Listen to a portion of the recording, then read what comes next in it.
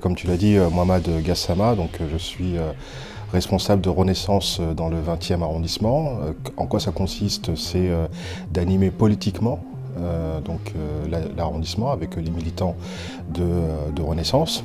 J'étais anciennement effectivement ce qu'on appelle le référent de La République En Marche. Et en septembre dernier, La République En Marche est devenue Renaissance. Et donc on continue notre action en lien avec bien sûr le gouvernement, l'action du gouvernement, le promouvoir sur le terrain et aussi de porter des sujets politiques dans l'arrondissement et de s'enquérir à chaque fois de ce que les habitants ont à nous dire quand on les rencontre sur les marchés ou en pied d'immeuble. Et effectivement, il y a eu des sujets qui ont défrayé la chronique dans notre arrondissement et pareil, on a mené notre action politique. Effectivement, j'ai eu à rencontrer Madame Hidalgo dans le cadre de mes fonctions. J'étais à l'époque un élu de sa majorité, avant que je ne la quitte, pour des raisons politiques, tout simplement. Il y avait trop de rats dans Paris. Entre autres. Et non, surtout, j'avais pas été écouté sur les propositions que j'avais faites pour améliorer la propreté, donc je me suis dit que c'était peine perdue, mais il fallait quand même continuer l'action que je menais auprès des habitants pour qu'ils aient un interlocuteur, et donc j'ai continué jusqu'au bout. Après, il y a eu des élections, on a été battus, mais c'est la démocratie qui est comme ça. Oui, donc je l'ai rencontré. J'ai aussi rencontré le président de la République, oui, bien sûr, dans le cadre de ses fonctions, et là plutôt dans le cadre de mes fonctions de représentant donc de Renaissance, et à l'époque La République En Marche. Donc voilà, oui, je les ai rencontrés. Est-ce que tu as vu la vidéo qu'on a faite avec Madame la députée Clara Chassagnol? Parce que nous lançons un appel à témoignage assez large, étant donné les problématiques de RICS, de violence urbaine qui sont en train de se banaliser, alors pas seulement à Paris, mais aussi dans toute la région Île-de-France et dans 20 zones dans la France entière. Surtout chez les jeunes en plus, ça touche beaucoup de jeunes. Est-ce que tu soutiens notre initiative? Il faut pouvoir parler de ces problèmes-là de façon je dirais dépassionné, mais bien sûr que c'est passionné parce qu'on parle de nos mots, mais on parle des enfants de nos quartiers. Et c'est souvent dans nos quartiers que ces rixes ont lieu. On a vécu ça entre le 19 et le 20e. On en a aussi vécu dans le 15e arrondissement avec le petit Yuri. Donc oui, c'est un phénomène qui est tragique parce qu'on voit bien qu'il y a des morts de jeunes. Et surtout la question, c'est de se poser pourquoi on en arrive là. Qu'est-ce qui fait que des bandes de jeunes on arrive à se taper dessus et in fine à trouver la mort parce que c'est vraiment le cas. Donc il y a beaucoup de travail qui est fait par les mamans de ces quartiers et les mamans qui vivent ces drames-là. Et donc moi, j'essaie d'être en contact avec elles et de discuter, de voir quelles sont les solutions qu'on peut trouver pour essayer de juguler ces phénomènes-là et d'avoir une discussion avec les jeunes. Clara Chassagnol est députée, elle a à peine 30 ans. Ouais. Et toi?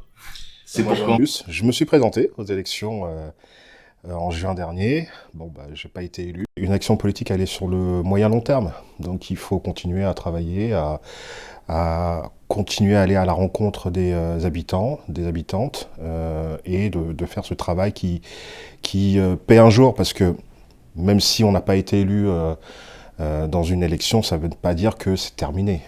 Il faut continuer ce travail de proximité et un jour, ça peut payer. Le 4 septembre 2021, ça te dit quelque chose? C'est marqué dans l'histoire du 20e. Alors pour rappeler aux personnes qui nous écoutent, il y avait eu une manifestation contre l'ouverture de la salle de shoot rue Pelleport, dans le 20e arrondissement de Paris. Et une école avait été proposée par le maire Éric Pliez, ce qui avait rendu les habitants du 20e très très furieux. À l'heure actuelle, l'Agence régionale de santé, l'ARS, propose les mêmes axes stratégiques que notre association l'a remonté. Proposer des centres de soins fermés ou ouverts en dehors des zones urbaines. Finalement, avec le recul, est-ce que vous regrettez cette décision? Quand le maire du 20e a proposé à la maire de Paris d'installer cette salle SCMR, pour bien dire les choses, pour pas dire autre chose. En fait, je pense qu'il s'est dit que le 20e allait prendre sa part entre guillemets, de solidarité. Mais je pense qu'il a manqué de discernement à ce moment-là. Il n'a pas anticipé le fait que c'était dans un quartier dense. Il y a plusieurs commerces, il y a des écoles à côté de cette école-là. C'est un quartier résidentiel et effectivement, ça a suscité bien sûr un rejet massif des riverains de ce quartier-là. Et donc du coup, il a reculé. Et bon, il a bien vu que c'était pas possible. Maintenant, ça ne veut pas dire qu'il ne faut pas traiter la question des cas de consommateurs de crack. La solution qu'a proposée l'ARS est une solution intéressante qu'il faut explorer. Alors je ne dis pas que ça va complètement aboutir à éradiquer le crack à Paris, mais c'est déjà une première avancée. Et à l'époque, lors de la campagne législative, j'avais émis cette idée-là qu'effectivement, il fallait pouvoir trouver des zones et des maisons de soins hors zone urbaine pour que ces personnes puissent se reposer, puissent avoir du soin. Est-ce que tu as visité notre site web, laremontée.fr? J'ai regardé, je dis pas que je suis un habitué, un abonné, mais je regarde. Et bon, il y a pas mal de gens qui m'en parlent aussi. D'accord. Ça tourne.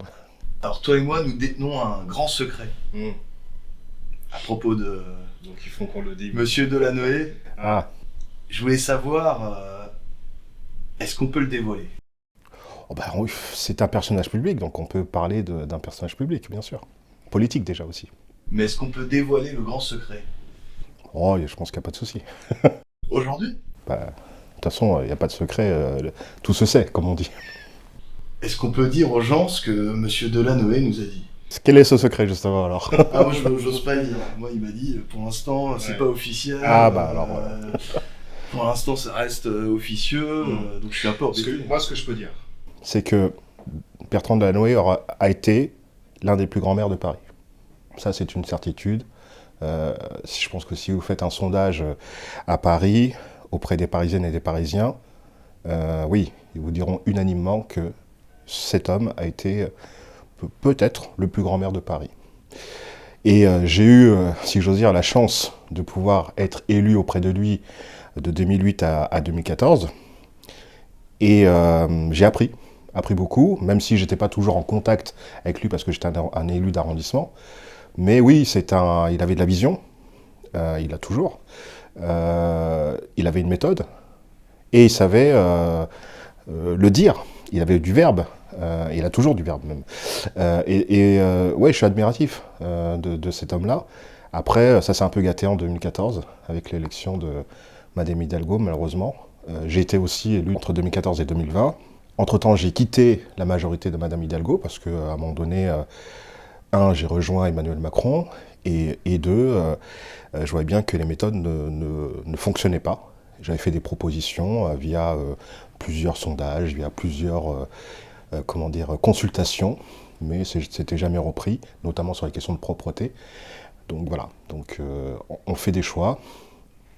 Bertrand Delanoë, je pense qu'à un moment donné, il doit se dire que il a laissé les clés de la mairie dans de bonnes conditions et que s'il les reprenait aujourd'hui, ça ne serait pas dans les meilleures conditions possibles. Voilà. On n'en dira pas plus. Merci Mohamed. Merci Alexandre. Et à très bientôt. À bientôt.